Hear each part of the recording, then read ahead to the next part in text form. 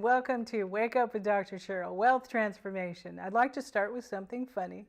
A priest approached a small boy on the street and said, "Could you tell me where the post office is, please?" The boy gave him directions, and the priest said, "Thank you. If you come to my sermon tonight, I will tell you how to get to heaven." "I don't think so," said the boy. "You don't even know how to get to the post office." Wake up, wake up, wake up to being fully alive in your clear awareness of your wealth from the inside out. You are the only one that can wake up to being all that you can be and the best you can be. Wake up to knowing that there is always, and I mean always, more than enough unconditional love and money. But you must believe it in your mind and your heart. Write it down so you can get it in your body.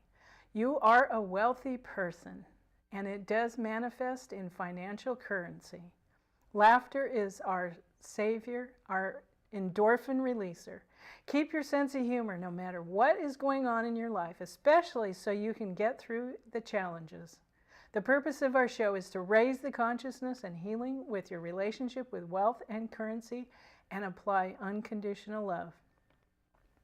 Raising your consciousness is to let go of fear of not having enough in your mind, heart, and actions. Do you really have to have all those material things when you don't have the funds to pay for it? Replace those desires for more material things with deep-seated love. Love starts in your mind and your heart. Ask yourself if having those material things will really make you feel loved. There's nothing wrong with having lots of wealth and nice things as long as you can pay for it and it isn't a replacement for love. Take a look at this and think about your attachment to things. Money is like love. It kills slowly and painfully. The one who withholds it and enlivens the other who turns it on his fellow man. Kehal Gibran. Our guest this evening is Sasha Sabbeth. Sasha is internationally recognized as a soul purpose expert, master sound and energy healer, emerging public speaker, and an entrepreneurial intuition and purpose soul coach. With 27 years, her mentoring and products are dedicated to catapult spirit-driven, highly intuitive, gifted entrepreneurs into their healing and soul radiant success. She facilitates her clients and students and audiences in removing blocks to their success, accelerating their intuition access, claiming a deeper embodiment of their soul purpose, and by igniting their creative genius for remarkable business and personal soul-derived solutions. She does this by implementing her Divine Triad Toolkit, a customized personal and business mentoring system where she activates broadcasted divine energy called the transmissions of grace, celestial toning, sound healing, and intuitive energy scan readings. The results are that her clients, students, and audiences move forward with an unstoppable confidence, soul charisma, courage, and clarity of their life's direction. She supports entrepreneurs with marketing strategies to bring their unique transformational soul signature imprint. Her message, succeed in sync with your soul. Her mission is to heal the heart of humanity through mentoring soul purpose guided business owners and through the reverent honoring of her animal brethren. Sasha is also an animal healer and intuitive, particularly helping animals and their guardian face that sacred transition when it is time for their beloved animals to walk across the rainbow bridge. This is the first segment of a two-part discussion with Sasha Sabbeth. Welcome, Sasha. Hi. I'm so glad that you're here, finally, after months and months.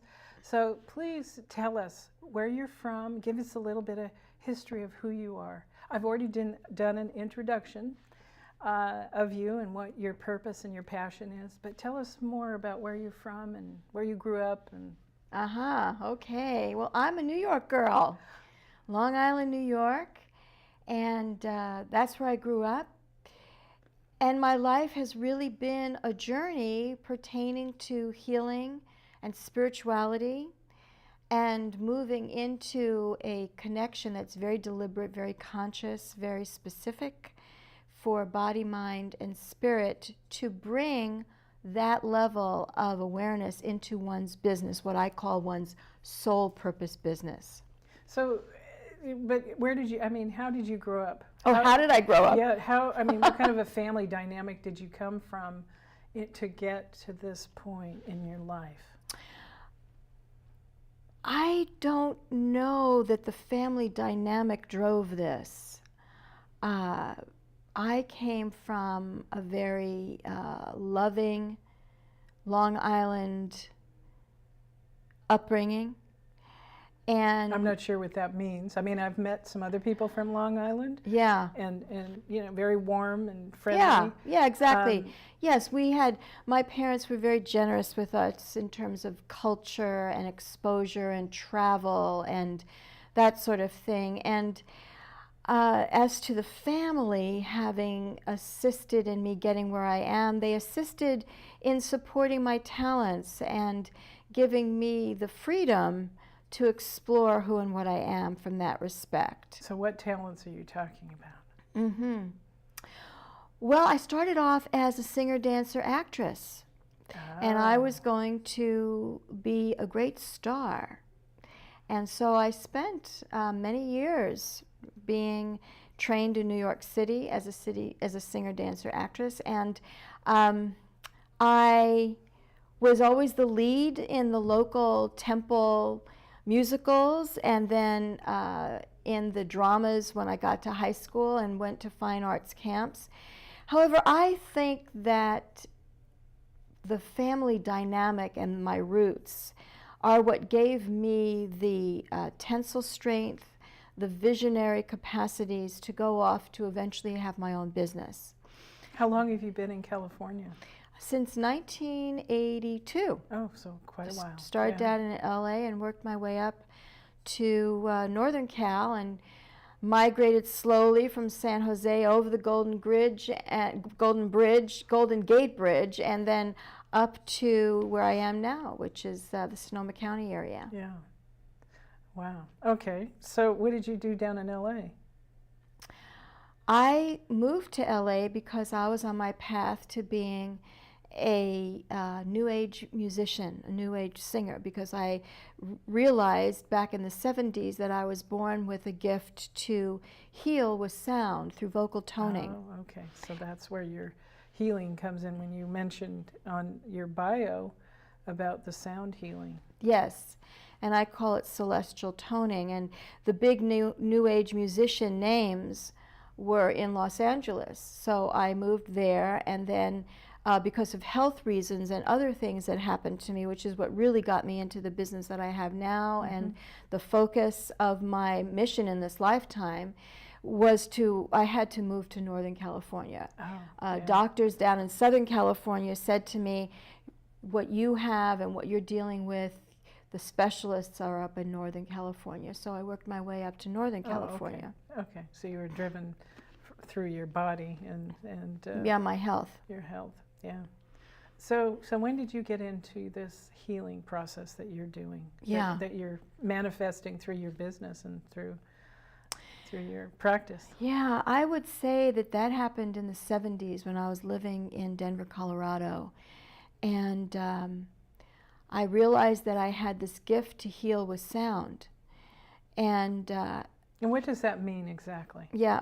I had a feeling you're going to go there. Well, it's because there's different interpretations, so I want to get your interpretation. Absolutely. That's why you're here. That's why I'm here. I would say that healing with sound means that there is a certain kind of frequency of energy that gets transmitted, and it resonates with people's energy fields in such a way that it brings a higher alignment. Higher alignment simply means that whatever the natural highest integrity of energy flow within a person can be impacted by environment, by food, by emotional, psychological states. And if there is a disintegration, if there is a trauma, if there is something that creates a blockage or a congestion of energy, then that then affects a person's body, mind, and spirit manifestation. Sound, at least the kinds of sounds that I emit, have the capacity to bring a higher alignment where the person's natural healing abilities is able to be augmented, fostered, ignited. Yes, that's a great word. Catalyzed. So what medium do you use for the sound? My voice, my singing voice. Oh, okay. I go into a semi-trance and I wait until I hear some sort of a tonal melody that will start, and that's when I know that I'm to open my mouth, and then these tones come out. Other times I just get an inner knowing, and what I do is I'll tune into the person's energy field and I just know when to start. And so it's kind of like channeling through you. Very definitely. I mean, I'm very present. It's not like I allow any kind of other spirits to inhabit my body. Well, some people do, so I just want to clarify that. Yes, channel means a lot of things to a lot of different people. Well, I meant through the higher, spirit. Yes. Higher spirit. Definitely. That's the only place I go, is that higher spirit, Smart. No, that's, totally. So, well, that's very interesting. And so, I mean, I talk about the frequency that we're all on. We're all on different frequencies, actually, with our mental and our emotional state. Definitely. So it's, I know sound healing has also helped me in my journey through toning bars and music. So it's a very valuable, very, very valuable tool. Yes, I didn't know you did that. Yeah, the toning that I do, people experience past life flashbacks. They see their guides and angels, some of them. Others will get creative solutions. They'll get downloads of creative information. And since I work with people who want to build and really have thriving soul purpose-based businesses, when we work with the tones in my sessions, they access dimensions of intuition and creative information that they don't just get from conscious thinking. Right. And so they're in a safe environment to be able to allow that to release. Yeah. Well, all of my work is over the phone, so I think that what happens is there is indeed a sacred space that gets created. I'm so glad that you brought that up, because I think that is an important piece to add, is that in order to access these higher dimensions, typically a person does need to have their beingness feel safe and secure. Absolutely. So they can open up. Yes, absolutely. So, I think you understand my purpose and my passion, and is healing and raising the consciousness with wealth and currency. Yeah. And with unconditional love. I mean, that's what my whole purpose and passion is. So, I would love to be able to explore how your healing and your knowledge and everything that you do and relate it to money, to wealth, not necessarily, money, wealth. I mean, there's wealth all around us, and it isn't always in money. I talk about that a lot on my shows. So let's talk about that. All right. Well, the way, when you and I spoke on the telephone, one of the pieces that I feel is germane in our current consciousness is to recognize that money is an expression, I believe, of one's willingness to be here in this lifetime and one's ability to stay grounded and navigate through the laws of the earth plane. And so when a person is struggling financially, I believe there is some sort of disconnect or a segue with being here in this world that is ready to be looked at, is ready to be healed. And that can range from just having trouble being in a human body. That was, I mean, as odd as that sounds, but hey, it's who I am, being in a human body was not easy. I had illnesses from early childhood. It's how I got into the healing work and the intuitive development work that I do. Yeah. And so, because that's a huge challenge. yeah, it certainly is. And for someone who's highly sensitive, such as myself, navigating through a human body evidently is one of my sacred wounds. Yes. It's one of what I call my sacred wound, one of my sacred wounds. I understand. And where wealth comes into all this is that if you are willing to look at money as a way of celebrating here and wanting the best that this earth plane has to offer, and being willing to do whatever it takes within one's integrity and within one's safety in this lifetime to explore how to have the best of this plane, then money is there. Money is somehow like a cord between this dimension and one's self-love and one's ability to recognize how to be creative, how to participate. And of course, everybody's path is radically different. I mean, there's been times in my life where my finances were struggling because of my health and everything else. So what did it do? It drove me to go deeper inside. It drove me to seek out self-healing, spiritual identification, and all that sort of thing. So money is a messenger. Money is a master teacher. Money is an agreement, if you will, to thrive here.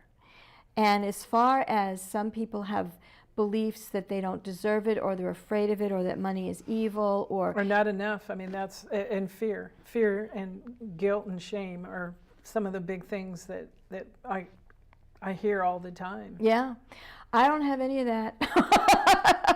That's not my issue in this lifetime. To me, it's all about how to land here and understand how to navigate. You know, it's interesting that you're talking about not, being in your body, and I I guess that's why I'm driven to work out so much and really take care of my body. I was an RH baby. I don't know what that is. That's, and I'm relating to what you had said about the health issues. It's like I was dying when they cut the cord. Huh. Because when I was born, they didn't have an antidote to it. So when your father is positive, your mother's negative RH factor, the third child, I'm the baby, third, the blood goes bad. They call it a blue baby. I guess that's one terminology, because your blood just starts going bad. And it's just some chemical reaction, but now it doesn't happen anymore. So I was probably suffocating when I was born. And I realized that has, and just in the last few years, I've realized that impact on me. Because I have been through so many challenges, and I get through it. And I have this incessant spiritual push, inside myself, that I know I'll get through anything, which I have come through hell. So it's really interesting, and even financially, I mean, and what I have experienced in the last 10, 15 years is what's put me, well, from day one, but put me in this place of trying to heal that. Because the whole planet needs healing around money. Money is way too important for so many people, and they have forgotten the relationships. They don't put relationships first. And the relationships need to be first in their life. The ones that are loving and supportive and caring, those are the relationships. Right, and I think one of the things we talked about on our phone call was when you have a sole purpose-based business, there is an alignment where money and those things that are of great value, and some people, relationships just aren't. Now, I'm not saying that that's good, bad, or indifferent. I'm saying that it is the mark of somebody's blueprint of what it is they came into this lifetime to teach and to be a model of, even if that teaching and that modeling is on the dark side, is to have a person go and be so irritating, be such the worst person to be at a party with, that individual is still being a catalytic force that is part of a soul purpose mission. And money and relationships and love and the higher ground are for people with a very specific kind of soul purpose path. Now, what you talked about, it's like with my clients, for instance, you have an extraordinary sacred wound. If you were a client of mine and you wanted to start a soul purpose-based business, we would look at this extraordinary, exquisite journey that you are on and how it has made you such a beautiful conduit of empathy, beauty. I mean, to me, you're very beautiful. And thank you. You're welcome. And, you know, where you walk and where you speak, and even if you're standing online at a grocery store, you are already emanating a high vibration of awareness. Thank you for acknowledging that and reiterating it back. Absolutely. I mean, that's how I think. And it wasn't like I got on some sort of bandwagon about purpose. I wrote and I taught a course on life purpose back in the 90s before it really became a big deal, even before one of the first books came out on it. As we're waking up, as humanity is waking up. Yeah, yeah. And so all I see when I hear a person's life story, when I see the dynamics of what's going on in their life, all I see is how that set of imprints is molding them, preening them, training them to be a very particular gem of wisdom and skill, and then how they impact the lives that they touch. It's all part of their soul purpose. There is no being, totally. there isn't, I believe that there is no such thing as being off purpose, other than... It's all part of the journey to get where you're going. Right. Even when you're not totally on, you know, if you don't think you're like on the right track, you are on the right track because you have to go through that to get to the next level. Yeah. The way that I calibrate it is, there is an off purpose and an on purpose, in that there are certain things that are on purpose that make you feel more fulfilled, more of who you are, more efficient, more true to yourself. That's on and off purpose, because when you feel that you're violating any of that, that will resonate as off purpose. However, when you look at it all from a bird's eye view, just like you were saying, it's all on purpose. Yes, yes. And then you get to choose. Well, you know, like I talk about switching your mind when you start thinking negative. That, you know, we have a switch that we can, you know, and it takes discipline, because it takes, to be aware, it takes discipline. It does. So when, you know, when you start thinking negative about something, you can switch that. You know, I mean, I've trained myself for years to stop that immediately. Good for you. And it takes discipline. Yeah. You know, and awareness. I mean, awareness first, discipline, and in practice. And then the more you practice it, the easier it gets. It's like, you know, there's more than enough for everybody on this planet. Love and money and wealth. There's more than enough. And I've said this, I don't know how many times.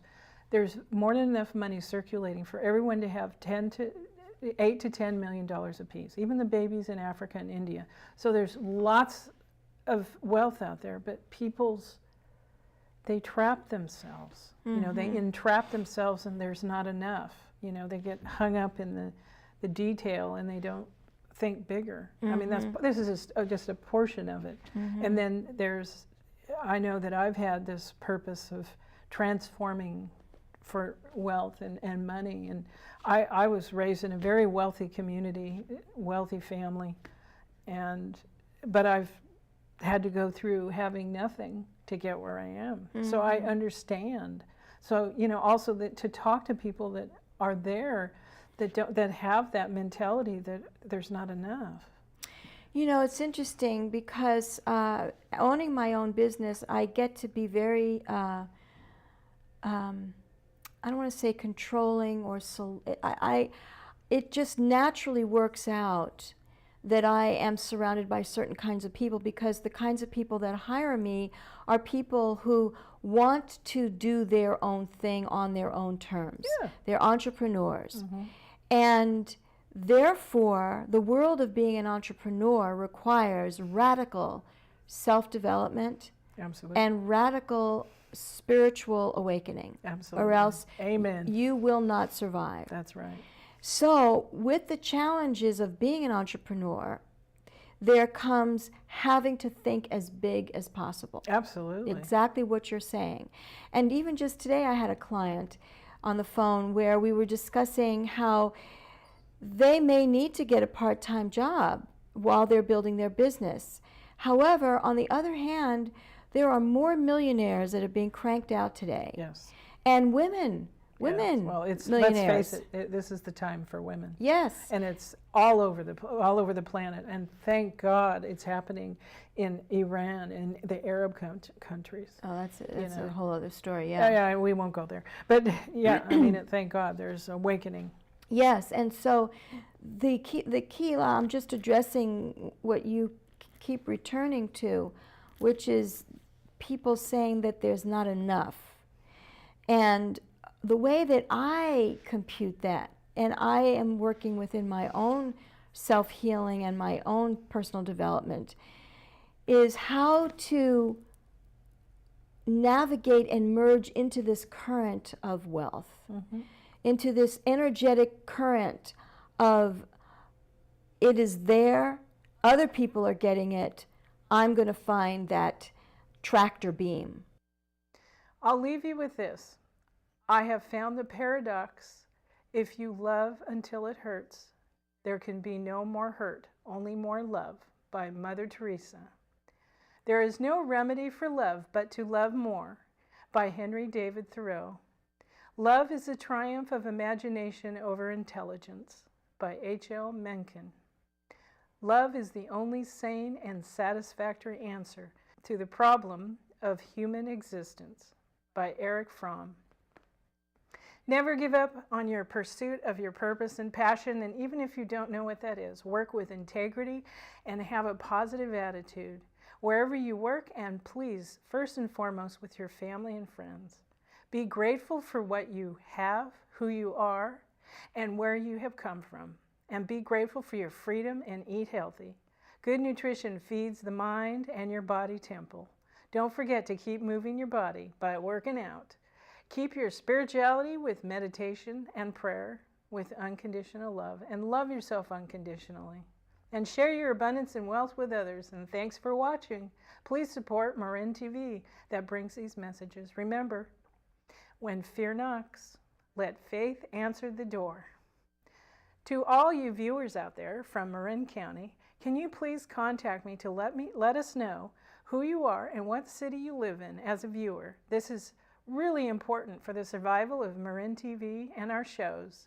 I will give you my email and phone number at the bottom of the screen and in the credits at the end of the show to reach me to let us know. Thank you so much in advance for your effort and cooperation. Bye for now. Until next time.